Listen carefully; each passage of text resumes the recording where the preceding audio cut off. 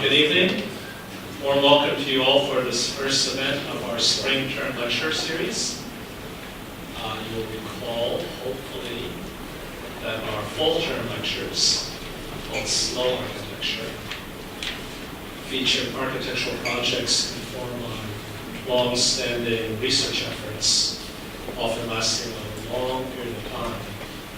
Perhaps the most striking example that we saw last term was Gaudi's Sagrada Familia, under construction for 135 years, and still being completed faithfully by later generations in this century. So, for a change of pace, this spring term, we have invited architects from overseas, Europe, Japan, and the US, who are accomplished design practitioners, and also actively engaged in architectural teaching, including our annual Kinoshita lecture on March 15, featuring Pritzker Prize-winning architect Fumihiko Maki from Tokyo. So if you have not done so yet, please RSVP on the school website to ensure seating. I think we have almost 500 signups already, and the hall seats 700. Students, while I have your attention for the Kinoshita lecture, in fact, as well as all lectures, in fact, let's start tonight. Please do not bolt from your seats at the end of the lecture to rush back to the studio for dinner. Do remain for the Q&A. It lasts only 10 minutes, but we'll offer a unique opportunity to learn some insights from our guest speaker. And don't be shy to ask questions yourself. Besides, tonight's speaker is especially approachable. He will field all your questions gladly. He's a good friend of our school, whom some of you have met in term 1 when he was an external reviewer for our final reviews.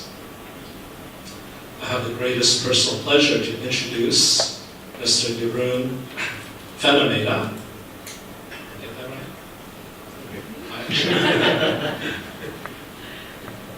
Christoph told me this, so you could blame him if I said it wrong. I did practice. Jeroen is a practicing architect and educator from Belgium, who was educated at TU Delft in the Netherlands.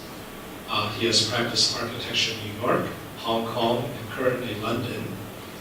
And he has taught architecture at UPenn, UCL, Bartlett School, and Yale, where he's a long-time studio unit master. He is a registered architect in the Netherlands and UK, and a member of Ameide. In professional practice, he is a founding partner of Urban Systems, a London-based office specializing in generative design methodologies that address digital design, innovative construction technologies, and contemporary urban design.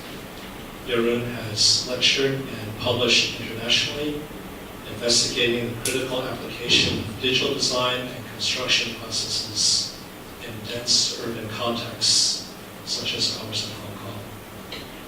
In tonight's lecture, he will present a range of his academic and professional projects developed through computational generative design processes using what he describes as deep planning as a design methodology. So please join me to extend a warm welcome to Jeroen van Ameide.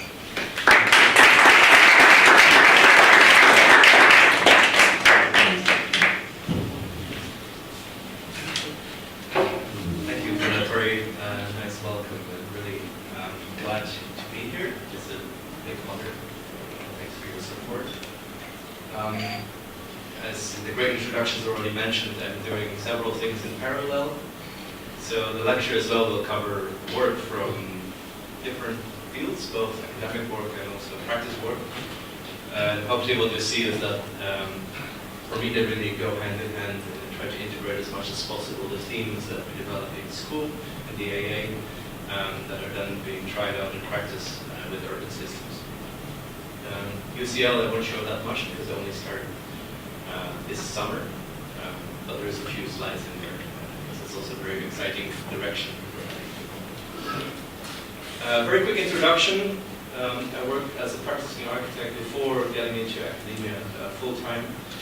So just to show some slides about this, what was interesting is that for some reason I was lucky or unlucky, I'm not sure, to get a chance to be involved with quite large projects. This is an 800-meter noise barrier and shopping mall in Holland, where I worked on right away on some digital modeling of all of the cutting files for the ribs of the facade.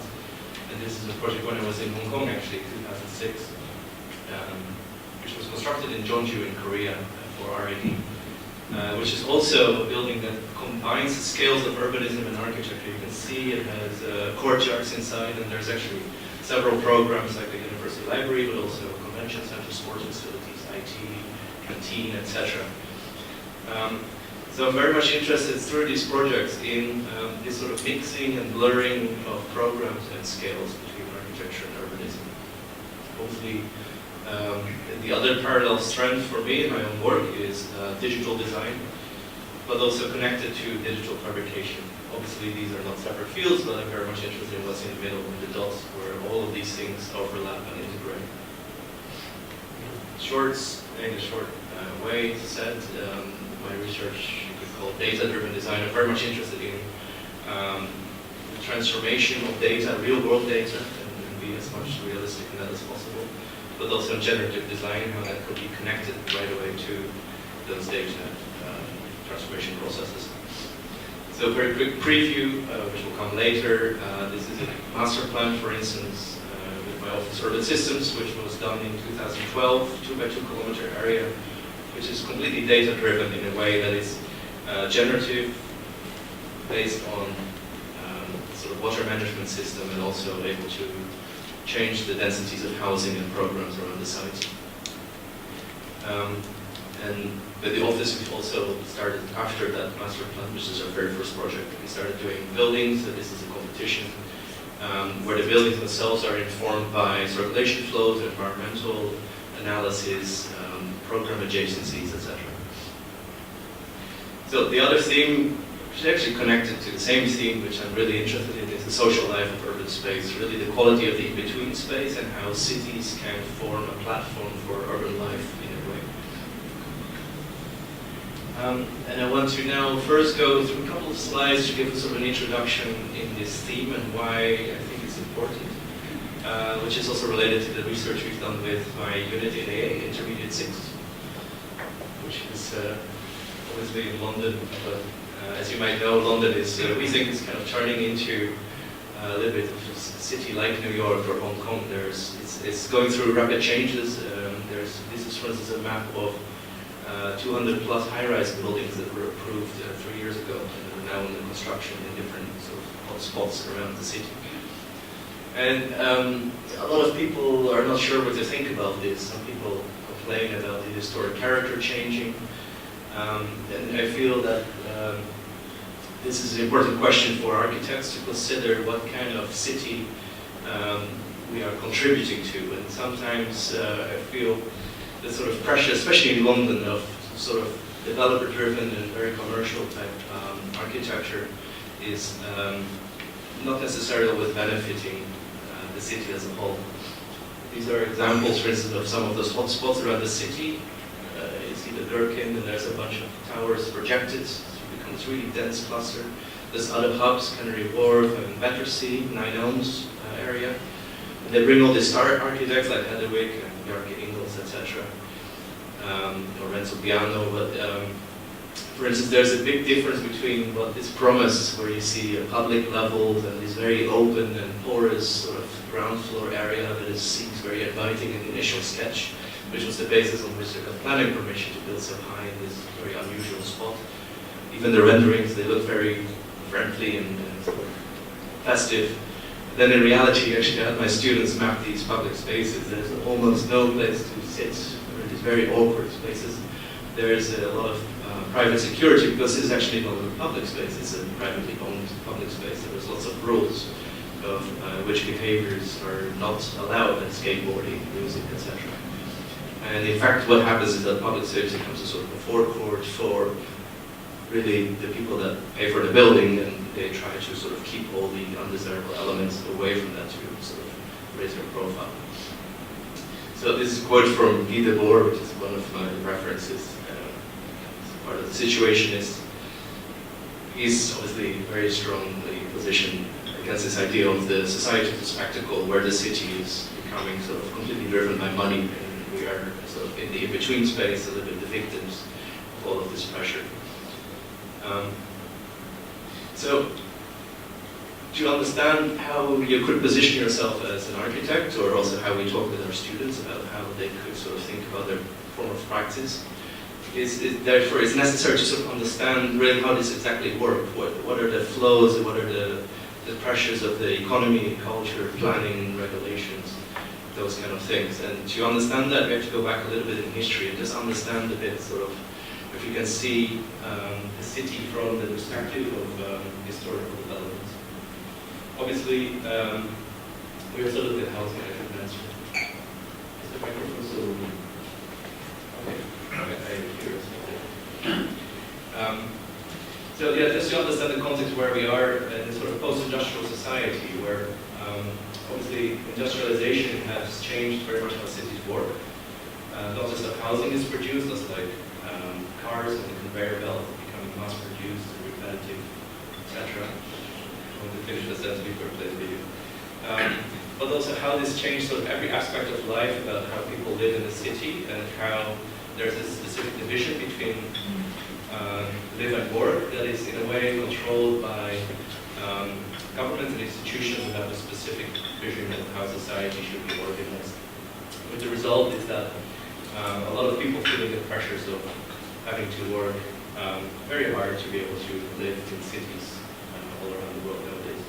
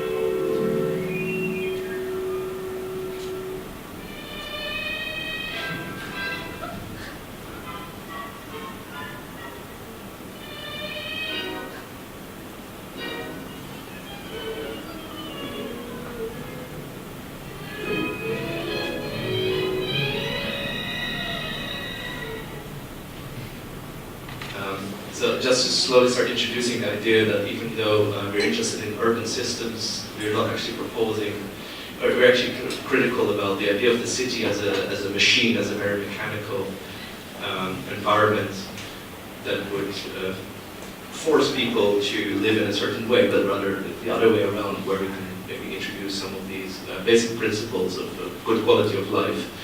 Where obviously original before the Industrial Revolution, the home usually was a place where there is production and consumption in the same place. Obviously traditional farmhouses, families working on products, food production, etc., sharing with the community, for instance in small villages. And even the early settlements, like post pre-industrial cities in Japan, for instance, where you have shop houses that are lived in by families in the back, but the front actually becomes a place where they receive visitors. There's also a place where, for instance, the family members produce goods to sell to the city. And then, like I said before, only since the Industrial Revolution, actually, these things got separated into distinct domains, like live and work, the factory, or the office, and housing. And there's this science being developed, Michel Foucault had written about this in terms of the words biopower and biopolitics. Almost understanding the human capital as a resource that should be managed. So not just sort of punishing and forcing people to work, but also creating environments to help them be healthy and productive employees within society. And Foucault writes a lot about hospitals and prisons, and how, for instance, in healthcare there was a tendency to understand the healing power of environment, light and views and greenery, etc. And this is a great example of how buildings and architects can actually sort of incorporate this idea of sort of environmental performance for the management and the quality of human existence, let's say. And obviously connected to that is a certain vision of society by governments that the basic building blocks of society could be families that have a good, healthy and fulfilling home life, and therefore the family members can also be productive workers in the factory and in the office. So the idea of social regimentation is part of the DNA and the fabric of the city. This is still from the movie Brazil, which is obviously very much about sort of bureaucracy and regimentation. And this is part of sort of understanding how cities work, or let's say if we let them develop in a certain way, that we wouldn't agree with how things could become worse in a way as well. Cities really make us feel constrained and force us to live in a certain way that may be not natural. I would actually sort of pose myself a bit against this line of thinking of the Siam, the Corbusier. Obviously, it said the famous quote, "A house is a machine for living," and projected into this large scale. Obviously, this at the time was very revolutionary, based on good intentions of bringing good light and quality of life. And a lot of projects that were implemented in this strand of thinking, like the Bijlmermeer you see here in Holland, in Amsterdam, this is where I used to live. And projects in London or Sheffield or London, this is the CUHK estate. And what you obviously know already, that a lot of these projects had quite a lot of problems. They were based on ideas of sort of social engineering of society, where architecture as well, could change the way people live. But the people wouldn't always respond, they wouldn't always live in exactly the same way as imagined by the architects, and then the project would fail and have to be demolished. The CUHK estate you see here is now gone, and in Elephant and Castle in London there's a huge sort of commercial development going up in its place that is much denser and therefore takes more advantage of the raised land values in London. So maybe you could say we are here now. There's also hope in a way. That's what I wanted to sort of go next to after this slightly depressing introduction. I think there's a great opportunity while societies may be moving towards a post-industrial society or a post-Fordist type of economy, where you can see lots of smaller changes happening that might be part of a larger movement that is going to change the way we live and inhabit the city. So I'm quite a fan of Team 10, and this is growing up the Smithson's Gold Domain project, which as a reaction to Siam movement and Le Corbusier, they already proposed in the 70s, I suppose, a more organic and sort of a humanistic approach towards the planning of large-scale projects, where there is a certain amount of messiness and redundancy built in, and it's not all about repetition and monumentality. Great reference in this is also Zentrale Beheer by Hermann Hesberger, which is at a smaller scale, also in a way a sort of an urban project, where a collection of modules grow together in a clever way that form sort of interstitial spaces and voids. It's designed to try and improve communication between employees within one big company, giving sort of diagonal sidelines, and also stimulating the employees to customize the spaces. They would be invited to bring plants and decorate their spaces, etc. So it's really much more of a sort of organic way of organizing, quite a strict framework, but also that has a lot of freedoms built into, that are primarily based around human communication. Fast forward to now, actually, you see some of these ideas coming back in a very different way, for instance, in places like WeWork, which I think is also in Hong Kong, growing like crazy, yes. In London, there are, 12 or 14 locations already, with the idea that you don't need a release, you can just come, you can have one desk for a couple of days or for months, And they're turning into new types of domestic spaces in a way as well, with couches and sofas, etc., to stimulate people to be productive in different ways than just being locked in a cubicle and have meetings, etc., creative types of work, which obviously follows this trend that we've already seen from Google, where there are no deadlines, but everyone has their own targets, and people that work there can choose how they would like to sit and with whom they need to work, etc., at different times of the day. So this is part of this new movement where things are becoming more blurry and mixed. A lot of people are starting to work from home, and maybe this idea of the nuclear family as well is no longer such a constant, at least not in Europe. So places like Starbucks, for instance, capitalizing on this by replacing or giving sort of very clever tricks in the interior design, etc., to give the impression of a sense of home and belonging in, for instance, some people's lives that might actually need that. Obviously, Starbucks is a huge corporation, so they actually employ behavioral psychologists, etc., to devise these really clever tricks about which kind of furniture they place where to give the impression when people coming in there is a lively and cozy place. And then I just recently read, for instance, the reason why the tables are round is that it doesn't look like there's an empty spot. So if you're alone, you can still sit there with your dignity intact, let's say. And obviously they try to sort of let you stay as long as possible. They don't sell coffee, but they rent couches. And of course, this is just a commercial endeavor to try and take advantage of this new condition where more and more people are homeless in a sense. They're uprooted, they live in a different city where they don't know so many people, they don't have the maybe standard structure of the family, the office or the factory. So they go to these kind of places to feel cared for in a sense of belonging. All of these themes are actually feeding into our student work. So here's a quick preview. I'm going to show many more examples from our unit Intro 6, where the trick was to try and use generative design, but around these parameters of the use of public space. So this student, for instance, designed this project for central London, but after we visited Tokyo, and you see some of the sort of messiness and maze-like qualities coming in there, really with the idea of sort of creating deliberate spaces where you can get lost. It's not all about efficiency, and actually the facades are deliberately jagged to sort of create a sense of friction between the movement of people passing through and all of the information that is presented to them, which is really about giving them lots of choices of what they would like to do. And deliberately blurring the sort of scale between architecture and urbanism, where the geometry is both parts of both fields at the same time. And a similar student from the same year placed a similar project right on top of Waterloo Station roundabout, actually. And he said that this was about creating a third space in between live and work. So not just physically a third space, but also in time between, for instance, people commuting between home and their office. They would pass through here. This is a huge transport hub in central London where many train lines come together.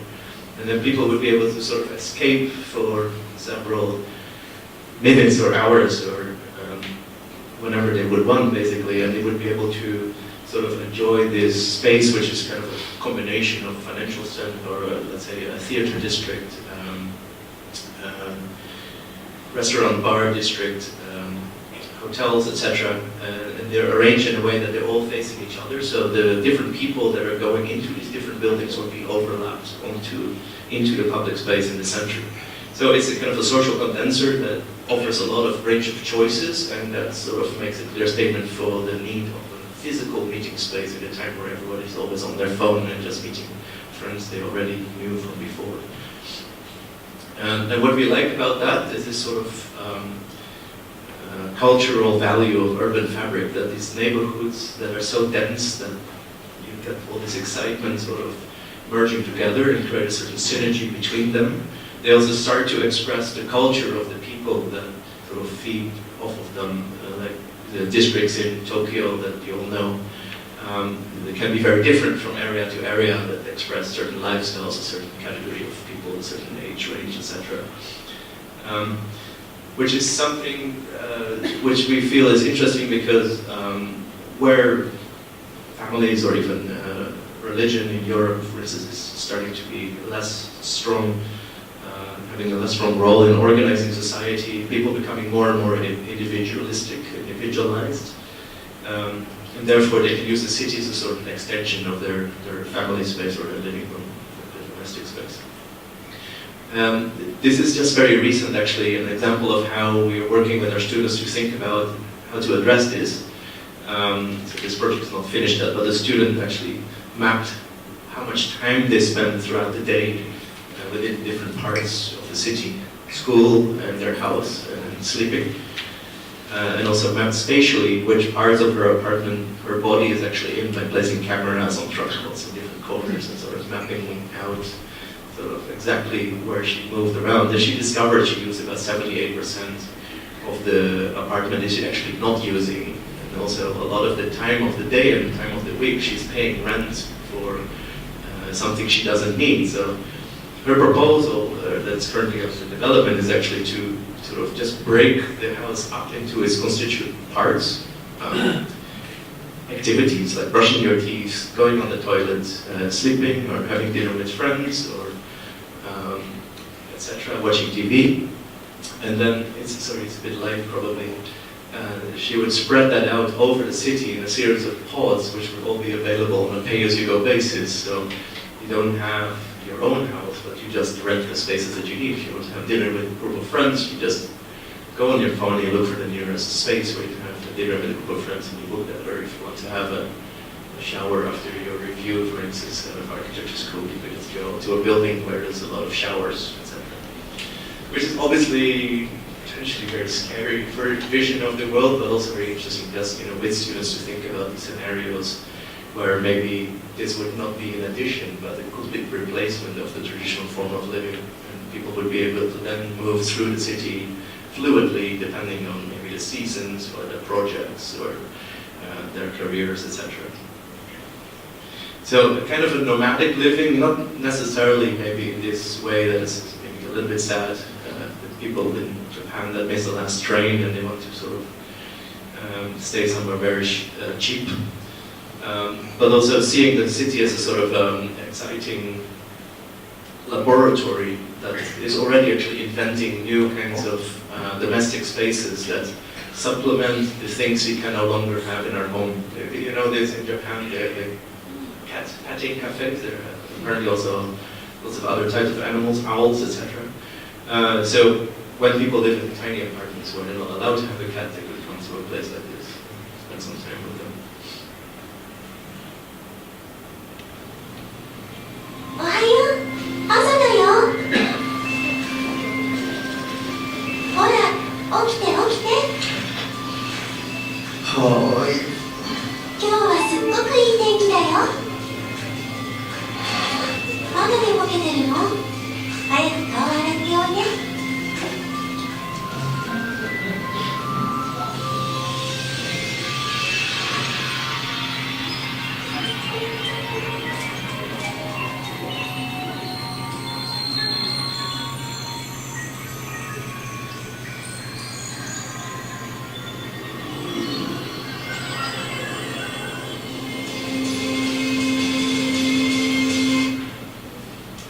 So this is a real brand and product that you can buy right now in Japan, which obviously I have to say is a little bit sad and disturbing the way it is presented. But it's also interesting that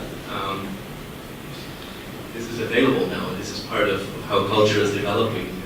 And the question is actually what, as architects, we contribute to this. I think we're partially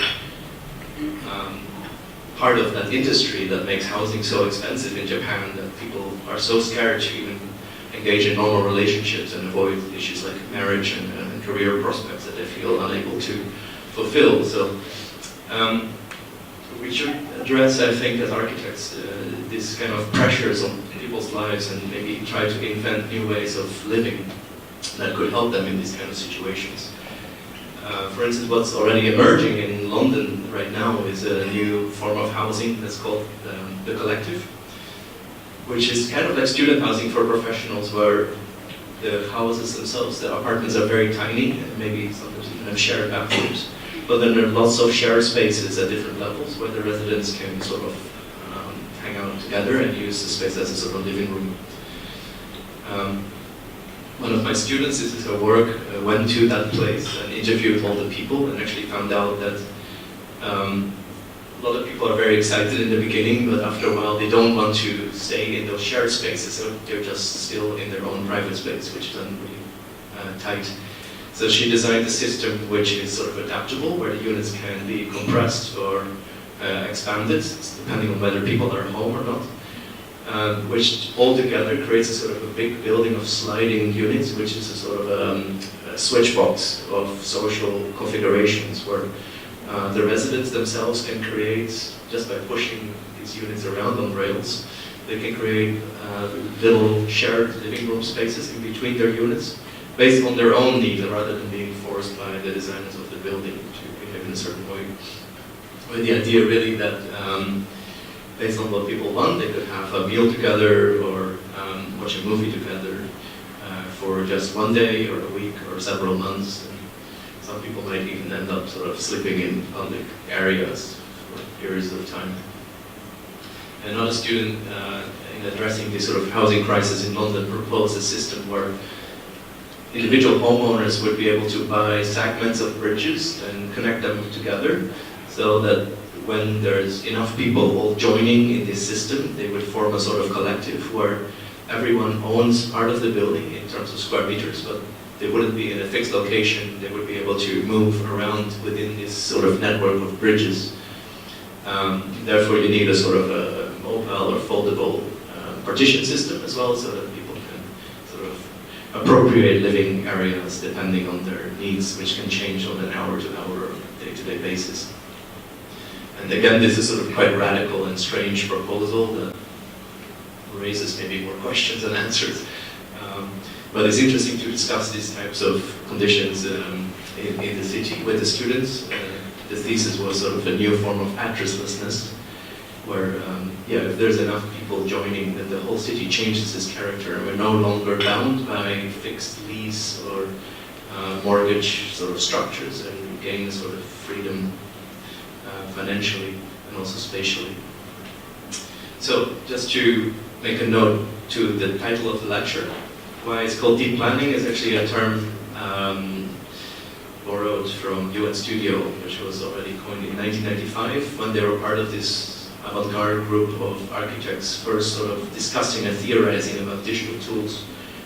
Same time as Greg Lynn, Jesse Reiser, etc.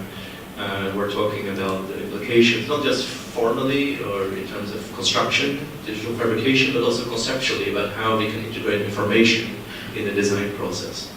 And particularly UN Studio at the time were doing these diagrams that were speculating on how design can be based on users and time.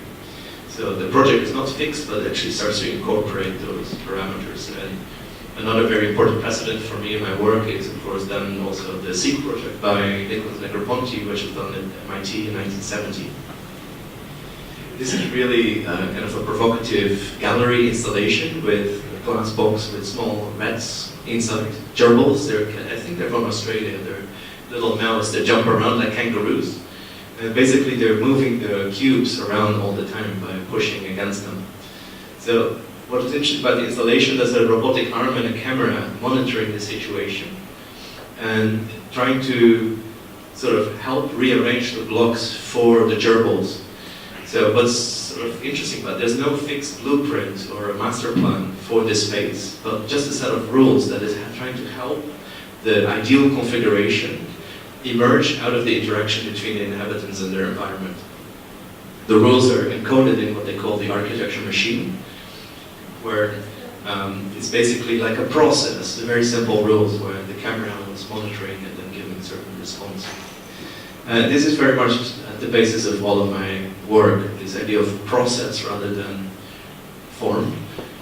And I think this relates very clearly and directly to how cities are grown as well. For instance, informal settlements like slums and favelas, etc.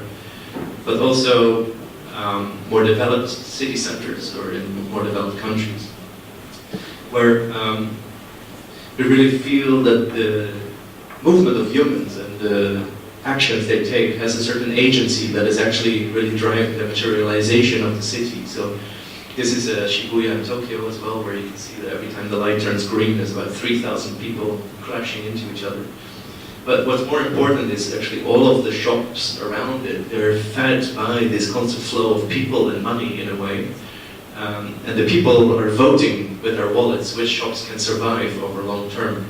So if you would have even a longer time lapse of this situation, you would see certain shops dying and leaving and other shops coming and maybe even buildings getting bigger over time, just based on the power of the crowd in a way.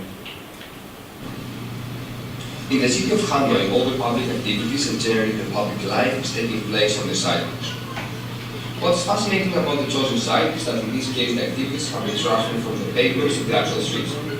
A couple of vendors are positioned in the middle of the crossroad in order to sell their products, and as a result there is being created an island of interaction in the middle of the street. This island becomes a public space which alternates and influences the whole surrounding situation. Let's take a closer look in this example of public space, the people and activities. People here seem to be peaceful, calm, and some of them quite lost. Keep an eye now on the left-hand corner. You're about to observe a quite unpredictable move.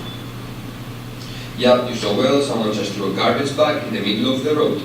This bag will stay there for a while and constitute a physical barrier.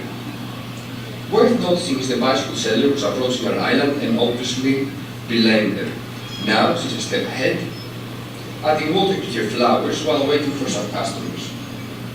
Meanwhile, there are a few motorbikes stuck in front of our camera, of course, because of some traffic caused by the street sellers of the previous road. And yeah, a small truck is passing by, and the bikes are allowing us to have a clear view.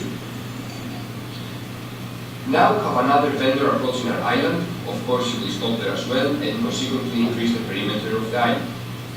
Bicycles and motorbikes are going around the cultural island, treating it as a physical barrier. The woman with the flower did not manage to do any condition, and as a result, is departing for somewhere else. In the meantime, from our perspective, we can observe coming from the background a quite tougher picture, which would make us consider our previous statement that people here tend to be peaceful.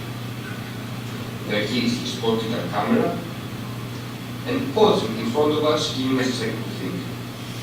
That's the moment which I either argue my tripod or play it cool. I played cool, and thanks to good that nothing happened, although even the car that had opened and left last night went in the end right. Let's go.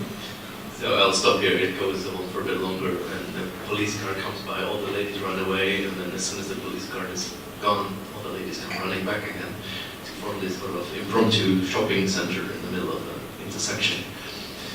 So,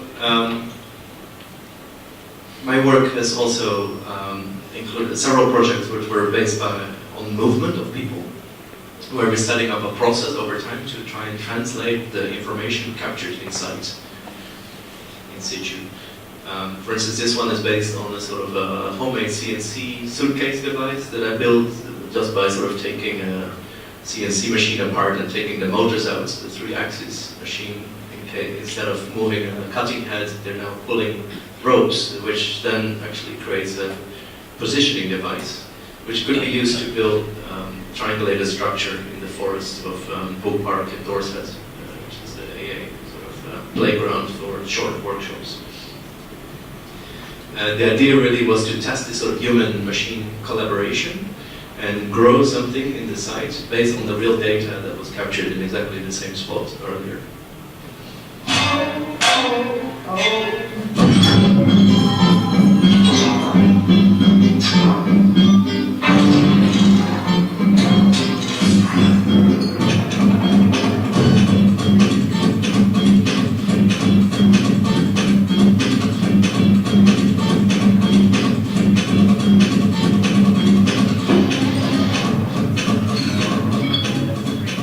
So here you see the CNC machine working. The cables, it just runs on G-code, just like a normal laser cutter.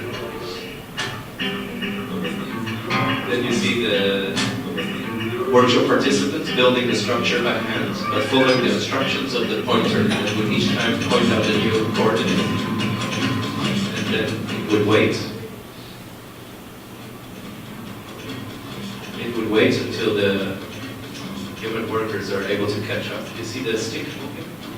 There's a nurse in the forest with laptops. Directly controlling the machine from a Rhino model. You can see the pointer there going towards a new point. Then what they would do is just grab some wooden sticks, mark up the desired length, cut it right there and then in the forest, and connect all the joints together with cable ties. So the whole system was actually designed around this idea of on-site, digitally guided production.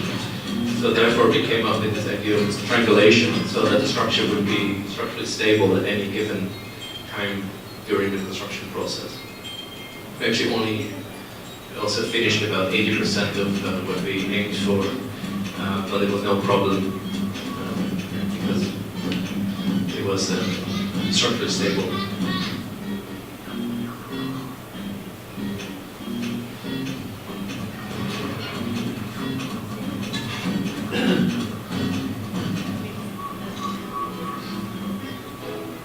So then what the final installation showed as well is exactly a concentration of density of triangles around the point where there was also the highest concentration of movement in the forest.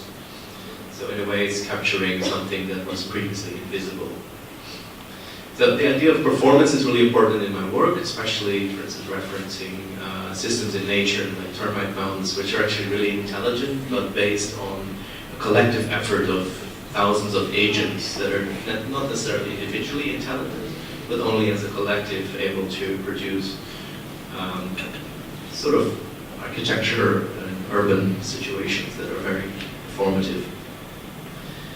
We tried to incorporate some of those ideas in small installations. This was an installation in Shanghai for the RIBA that invited 10 architects from Britain to showcase their work. So we designed a sort of 3D printed ecosystem that was completely printed in London, put in a few boxes and put together as a Lego system, just in one day and one night in a shop in Xinjiang. With the idea as well that there is this sort of specific structural performance built into the system where the pieces are getting thicker and thicker towards the bottom because the weight of the material is accumulating downwards. It all snapped together without any glue, so it was really a sort of also an idea of how we would love to deliver buildings in the future, where the architect is also in control of the fabrication and delivery of pieces that can be assembled on site, like a Lego. This is a slightly different version, also something that is modular and stacking, connecting, but customized based on the final outcome. A tower that is growing in relation to views around the site. Views are different at different heights, therefore asymmetrical. And in a structural analysis, the pressures and forces were calculated and then compensated in different flange thicknesses, which you can see here. The sizes of wood are, for instance, thicker in areas where the pressures are higher.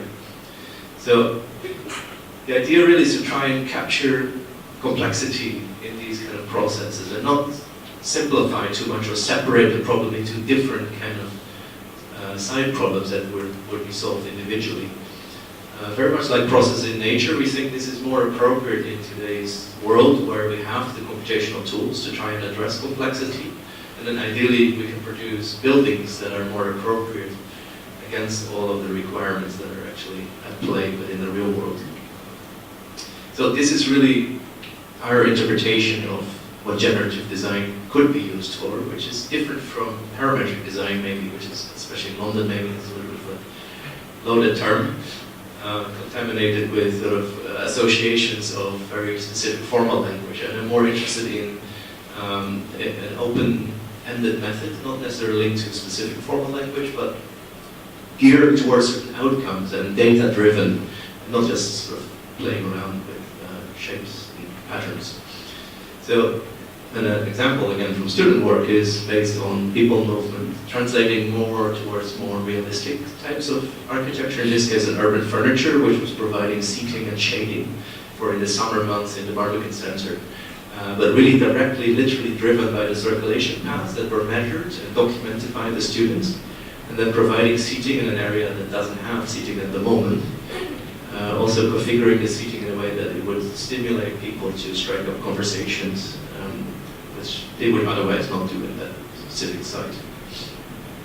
Scaling that up slightly in Kuwait Summer School, which I led 2 years in a row, we produced a similar installation in a shopping mall, which provides sort of a temporary relief from the pressures of the sort of commercial environment that these atrium usually are, and giving 3 different kinds of spaces for different group sizes and activities, so people that are more lively can find a space where they can still look out, and people that want to be more private, they could hide themselves in here when the sort of louver system that is completely scripted, instead of closing up more. So scaling up again, going into urban scale, the idea of parameters for people, movement and activity could even generate a whole village. In this case, our student was mapping street activities in Chongqing and found a lot of people there sharing meals between different residents in the smaller areas, like 18 steps, which is now demolished. And instead of sort of going for the normal pattern of urban regeneration that is happening there, which would be placing huge towers, which are sort of luxury and gated, she proposed a much higher density, but of the sort of original urban fabric. So there's lots of courtyards and spaces where the residents can come meet and share activities together. Also, sort of discussing the role of the architect as a sort of indirect way of giving an open framework for further development, where the concrete frame would be designed by the architect and the infill panels are actually able to be adjusted by the residents, which obviously follows this line of thinking by Ameide, where you would give a half-finished house and the residents would be able to design their own spaces based on their individual needs. So even the student made a model where she and her colleagues could sort of play around with the infill panels as a laser cut system, where you could give different options. And the emphasis of the architect's role here is really about the quality of public spaces, where there's seating, etc., integrated and fixed to ensure that these spaces will be used for social interaction. So deep planning is actually part of a unit agenda over the last 8 years, which always deal with high-density urbanism, getting more and more theoretical recently into issues of the everyday life. Quality of public space has always been very important, and one of the most important resources or precedents for us is the work by William White.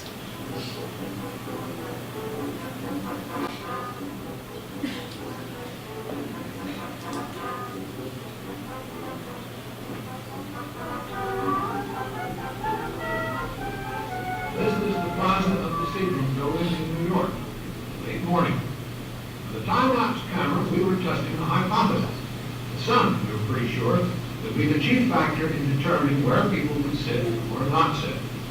Now, just after 12, people are moving with the sun. They're getting out where their shadows are moving. I was enormously pleased. What a perfectly splendid correlation. So we went to work. We set up cameras for time-lapse coverage of a cross-section of spaces, about 14 plazas and 3 small parks. But our main technique was simple, direct observation. We made up maps for each of the spaces, and then we would go around periodically and map where the people sat, what they were doing, what the time of day was, the temperature, and so on. Here are the girl watchers. They're a bit disdainful, sort of looking down their nose as though the girls weren't quite worthy of their talent. But it's all machismo. We have never, ever seen a girl watcher make a pass at a girl. They like to find places, steps, edges, flagpole. Here's a map of a week's activity. The red squares are where people stop to talk, 51 instances in all. Only. So I'll stop it here, but what's really great about it, before the age of computers, William White was giving really specific research based on real people behavior in public space, and giving also very specific guidelines for design related to seating, greenery, programming, environment, materiality, access, etc., that were then later used by a lot of municipalities to design better public spaces in cities all across the US. So with my students, again, in Inter 6 and the AA, we've used this methodology, but then also looking into program and economy, not just into public space. So here, for instance, in this year, which was, I think, 2014, we went to Vietnam with the students, and they were mapping the quality of these alleyways, which obviously much less strictly regulated over there, and a sort of a physical platform for all sorts of spontaneous activities, like little restaurants, etc. And then, for instance, the student used a sort of generative design process to encode the rules learned from field mapping about the sizes of spaces and the relationships in between them, to generate a new project, which could be an incubator of original types of street life, but mix up as well with some larger programs which represent sort of international companies coming to Vietnam. And instead of sort of letting them compete with each other, we try to integrate these two forms of urban development. So he also proposed a concrete space frame, which would be a sort of a fixed framework with deliberate densification in places to kind of block developments that would be undesirable. For instance, the areas of the building being taken over by large companies. And there's also sort of a scripted pathways for lights and ventilation to make sure that even though it's a very deep block, it wouldn't turn into something like Kowloon Mall City, where there would be no light and ventilation in the end. So as you can see, we're very interested in construction technology as well, and understanding materiality. For instance, this project was started by a student casting concrete in fabric formwork. And this student looked at tunnel forming and finding the limitations of having always used the same width, but actually the freedom to play around with the length of these sort of shear walls that you can cast. So the project that developed was actually based in Hong Kong, proposed a whole range of different apartments, so that this project would also start to combine people of different social classes, and then introducing a series of walkways in between to sort of bring them together and introduce a park on the top. So, and at the Bartlett, at the moment, we're developing another kind of materiality that is not made by a contractor, but potentially by the residents themselves, understanding housing as a kit of parts, which could be continuously evolving and growing based on the sort of internal negotiations of the residents. And we're looking even into the economy of this right now, where maybe these buildings could be owned as a cooperative to sort of bypass the power of the developers that are right now in London very much in charge of deciding what style of living and what kind of apartment floor plans they're on offer, and there's literally no other option than to choose that style of living. So we're very much interested in user participation, and actually the power of the residents to sort of determine their fate. So here's an example of a kind of movement tracking, resulting in a seating on the terrace. And what's very interesting is when you design these systems as a sort of game, you can set the rules that have certain policy. For instance, when you build something around people, you can make them feel more intimate and social, or you can split them up and actually sort of separate them and give them privacy. So it depends, of course, on the situation, but there's a lot of agency in this way of thinking of designing a process with specific desirable outcomes.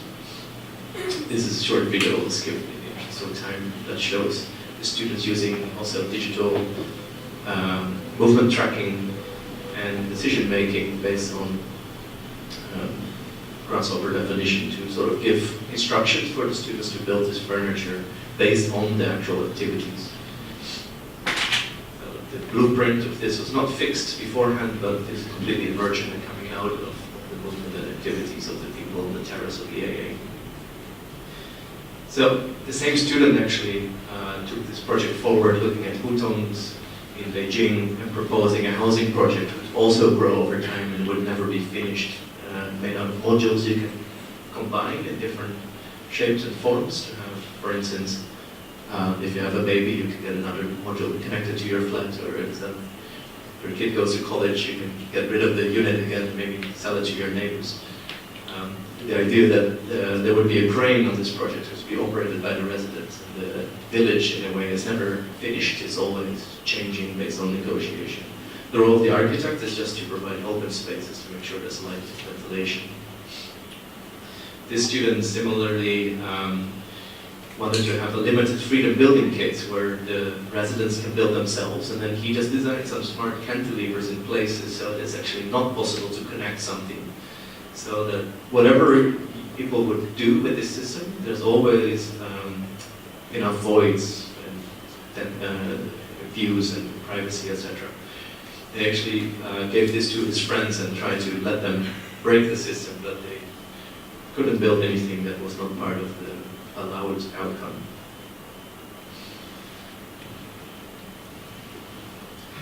So, back to London. This is what's happening currently with the Shell Centre in South Bank. We're very much concerned about the quality of public space, and actually we use Hong Kong as a reference to show how verticality and high-rise can add something to the city rather than just create more gated communities. And very much interested in this mixture of programs and the range of choices that people have, sort of exploring the city. So this student project was based on that idea of porosity in a way, mapping, for instance, Covent Garden in London, and understanding that the quality of public space is also very much determined by the quality of programs and edges around the public space. So he designed a series of voids and niches, or pocket spaces, which are sometimes deliberately not an entrance, but they're actually just with a blind wall, so you can stand there and check your phone or have a cigarette or something like that. It was a sort of commentary on the city as hard surfaces, and rather create a place that is more democratic and allows people of all sort of ages and group sizes to come and have activities there, not necessarily involving spending money. So, how are we doing for time? A few quick projects to finish off for my office, which is sort of 25%, don't worry, the whole lecture.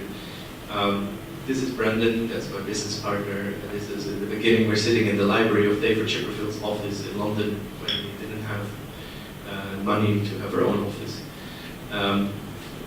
This is really, has been a really nice journey since 2012, basically, starting with, quite randomly, with a master planning project based on the work we've done in Intersix. They were interested in our capabilities with generative design, but at the same time, we'd never done a master plan before, so we actually did a lot of study about all of the required facilities, services, programs, etc.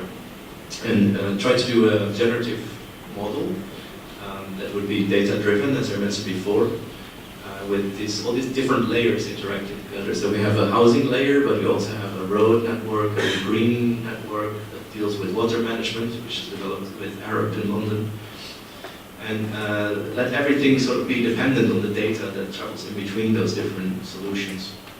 For instance, we have to make sure the housing is south-facing and receives good sunlight, even in the winter. And therefore, if we change the height of the buildings, we also have to adapt the distance in between. So the solution became sort of based on circle packing, ellipse packing. Here you see the grasshopper simulation, sort of puzzling all these buildings together. And this would actually go through many iterations.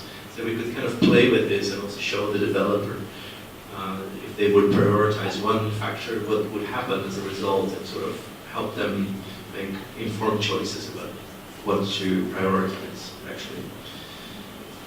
You can see we can vary the density of the buildings and therefore the quality of the in-between space. In certain areas you have a more park-like setting because there's good views and high land value. In other areas there's a more low rise but high density building mass, which also connects better to the existing city, but then also it's able to house certain demographics. So we're very much concerned with mixing people, not just building types.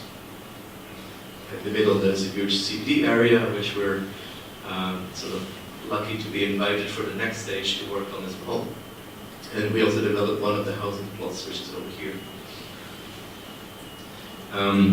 This was developed into a control plan, which is interesting. I should mention that we developed sort of parametric control plan, which is not giving plans where to build and what to build, but just parameters of density, heights, program mix, and things like edge occupancy, how much percentage of the plot edges would have to be occupied by buildings. So if this would be given out to different developers and architects, it would independently of what they design, if they follow these rules, it would still produce the quality of between space and open space that we wanted.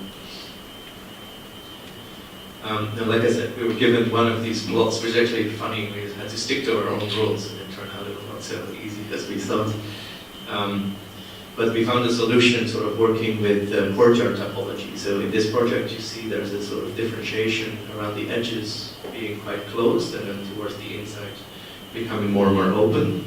Because the idea of this project was to create social coherence between the different residents. This is a project mostly for elderly, so there's a lot of facilities about running and sports and tea gardens, etc. Everything is checked for solar access. And then what you see, the sort of the fun of the result is that you get these sort of gradual transitions between square blocks to more slab-like buildings. The solution is sort of optimized for sight lines in between. You see there's also lifted volumes, so that even though it looks like a hard barrier, the surrounding context can also filter into the edges of the project. And internally, buildings are lifted, which is a bit based on the Barbican in London. Again, to not create separate compartments, but have everyone communicate together. So we really like to mix these scales of architecture and urbanism, as I said. So when we asked to do a shopping mall, which is kind of, it's not your dream project, maybe in a way, but it's also very interesting. We approached it as an urban design problem, and instead of having this sort of forced, curved circulation that arrives at an atrium, right? We actually thought of the building as a collection of small clusters, which are, by the way, they're informed by the maximum running distance to the fire escapes. But then by just sort of pushing these apart, you would create different kinds of circulation where people can also choose. It becomes more of a network of alleys and internal streets rather than a central forced loop. The idea that, especially in this climate in Henan province, where it's really hot in the summer, shopping malls are still really the only place to meet other people within the city. So we try to create these large voids to have not just commercial but also social events happening there. Going to a smaller scale, then we're very much interested as well in sort of blurring between architecture and urbanism, and the mixing and overlap between different programs. So this project was office and hotel, 2 different towers. And then we're very much sort of interested in the relationship between all the service programs, like a conference center, swimming pool, restaurants, something that both projects normally share, but are normally also kept separate. So the people between those 2 programs would never meet. And what we propose actually is to sort of place certain things really strategically, so they could be overlapped, and also there could be a potential meeting place. Then in a later stage, what you see with these kind of generative design stage tools, we're able to, in a much more precise way, give sort of differentiation within the building system. Not really changing the structural logic, but just changing the spaces subtly, for instance, based on analysis of views and light, where we could just sort of scale up the spaces that would, maybe for the developer, generate more profit. So it's a little bit like a money slider in Grasshopper. We would shrink down the places that actually have not good views and shadow all the time. So the building also becomes sculpturally, in a sense, a sort of an expression of the logic of property development. What we liked about the project, that it generated sort of a vertical village with a whole range of internal atria. That in this city there's quite a surplus of office buildings. So the developer was interested in this sort of idea of adding architectural quality to add value to the space, try to attract high-profile tenants to this building. It also, again, it connects to the idea of a Google office being a sort of a 3-dimensional playground, and we thought about a lot of activities that people do in between work. So it's not about just efficiency in terms of repetition and discipline, but more about sort of having these kind of breakout spaces that employees can use. This project was further developed with Bureau Happold in Beijing, which was really brilliant in sort of talking to us computationally as well. They also use Grasshopper and connected to Robot, which is a structural analysis software.